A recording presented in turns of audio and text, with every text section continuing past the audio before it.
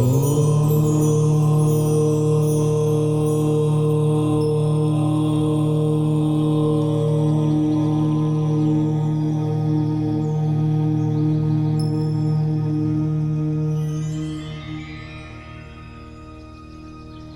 friends, welcome to my Vedic astrology classes. I request all of you to subscribe my channel by pressing the bell icon. Till date we have been discussing about the 9 planets and जो 12 राशियां हैं उनके बारे में हमने विस्तार से समझा, जाना, उनके जो एलिमेंट्स हैं उसके बारे में हमने जाना, उसके जो कैरेक्टरिस्टिक्स हैं उसके बारे में हमने जाना, उसकी जो डायरेक्शनल स्ट्रेंथ है उसके बारे में हमने जाना। तो 9 ग्रहों के बारे में हमने बहुत विस्तार से जाना। उसी प्रकार हम जो 12 राशियां हैं उसके बारे में हमने जाना। अब सवाल ये उठता है कि ये जो 9 ग्रह हैं और 12 राशियां हैं इसको हम रखेंगे कहाँ? इनके लिए कोई तो जगह होनी चाहिए, तभी तो हम कुंडली प्रेडिक्शन करेंगे। तो आदमी रहता कहाँ है? आदमी घर में रहता है।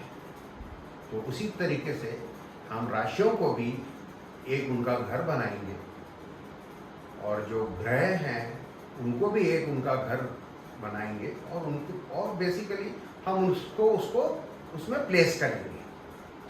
तब जाके ये हमारा जो कुंडली प्रेडिक्शन है वो आगे प्रेडिक्ट कर पाएंगे, समझ पाएंगे और आपके जो जीवन में जो घटना घटने वाली है उसके बारे में हम इसकी जानकारी हमको मिलेगी। तो ये जो घर है ये इसके बारे में मैं आपको स्क्रीन के जरिए बहुत विस्तार से समझाऊंगा और एक एपिसोड में मैं 2-2 घर के बारे में आपको समझाऊंगा कि जो 12 राशियां जैसे होती हैं वैसे ही वैदिक एस्ट्रोलॉजी में 12 घर होते हैं। उस घर का मतलब क्या हुआ, उसको अपन कैसे उसमें प्लेस करेंगे,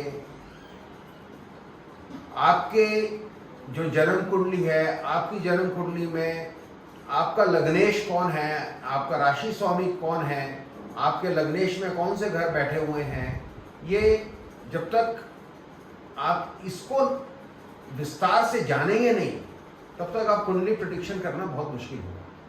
तो अब मैं आपके सामने एक स्क्रीन शेयर कर रहा हूँ और आज मैं जो घर हैं, हाउसेस हैं, पहला घर और दूसरा घर के बारे में आपको जानकारी दूंगा विस्तार से। एपिसोड नंबर 4 की जो स्क्रीन है वो आपके सामने है। अब आज जो हम डिस्कस करने जा रहे हैं हाउसेस के बारे में, आज हम डिस्कस करने जा रहे हैं।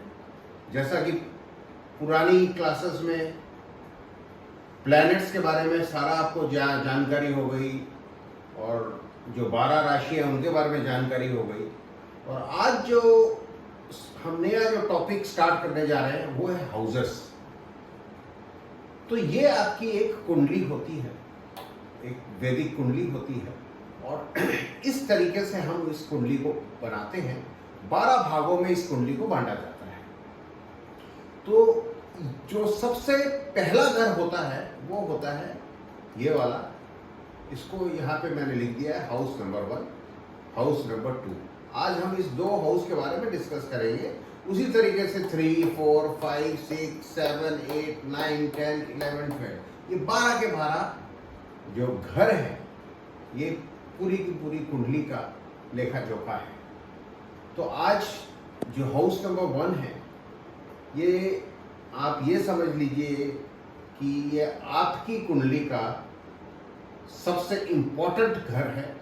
इसको आप अपनी कुंडली का प्राइम मिनिस्टर हाउस भी बोल सकते हैं, क्योंकि ये आपका लग्नेश है, आपका लग्न है, आपका हार्ट है।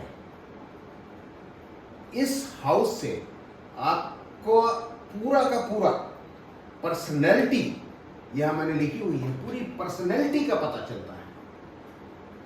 अगर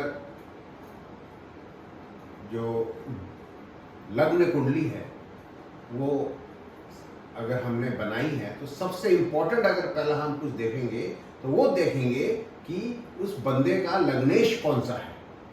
तो ये वाला जो हाउस है ये उसका लग्नेश कहलाता है, ये हाउस नंबर 1 होता है।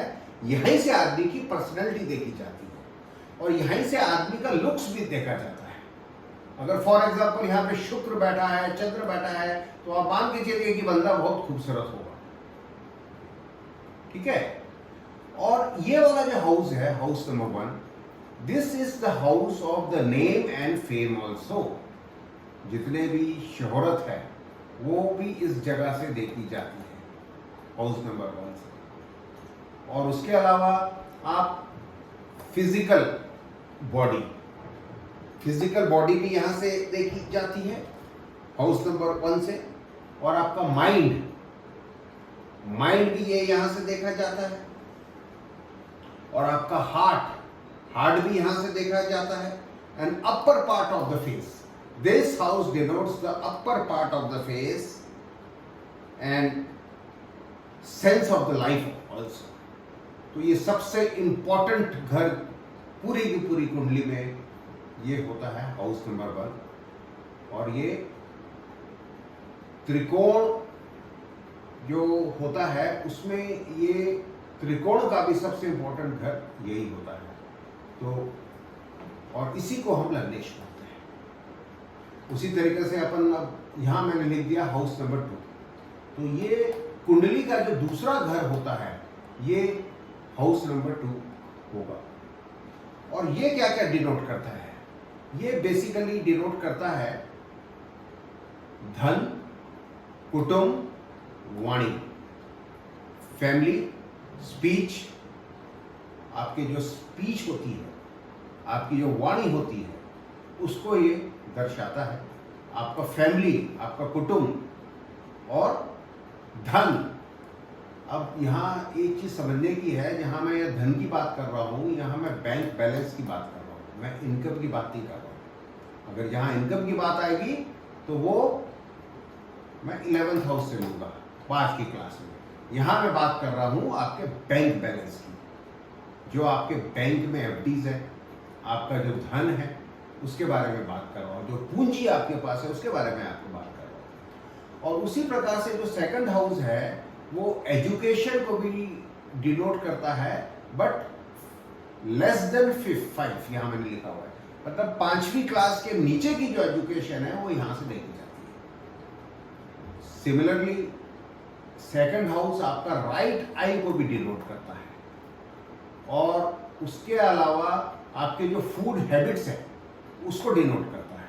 फॉर एग्जांपल यहाँ पे कोई मेलेफिक ग्रह बैठा हुआ है, जैसे कि शनि हो गया, मंगल हो गया, राहु हो गया, केतु हो गया, तो वो बंदा मान के चलिए कि वो शराब भी पिएगा, सिगरेट भी पिएगा और नॉनवेज तो खाएगा ही खाएगा।